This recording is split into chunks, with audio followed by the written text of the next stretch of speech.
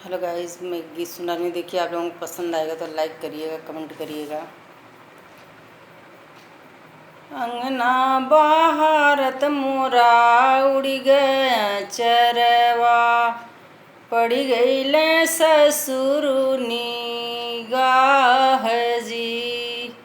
किया तो ही हऊ बहू सचवा की ढारी, किया तो है गढ़ले सोनार जी। किया तो ही हऊ बहू सचवा की ढारी, किया तो है गढ़ल सोनार हो। नहीं हम है ससुरु सचवा की ढारी, नहीं मोहे गढ़ल सोनार जी। नहीं हम है ससुरु सचवा की ढारी, नहीं मोहे गढ़ल सोनार जी। माई और बाबू मिली जन्म दिहलें, रूपवा संवार भगवान जी। अंगना बहारत मोरा उड़ गया चरवा, पड़ी गईले भसुरुनी गाह जी।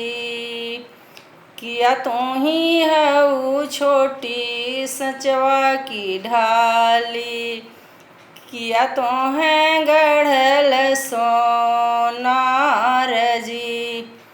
नहीं हम है भसरू सचवा की ढारी, नहीं मोहे गढ़ल सोनार जी।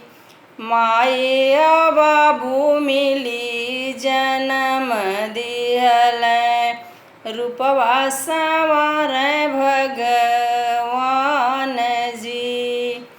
अंगना बहारत मोरा उड़ गया चरवा, पड़ी गईल देवरुनी गाह जी।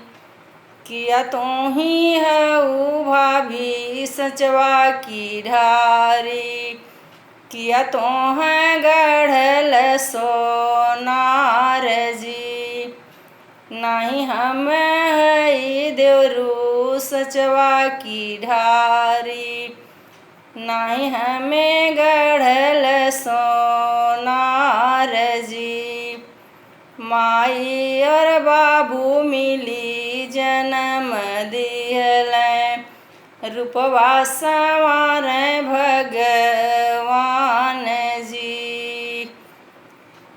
अंगना बहारत मोरा उड़ गया चरवा, पड़ी गईल ससुरुनी गाह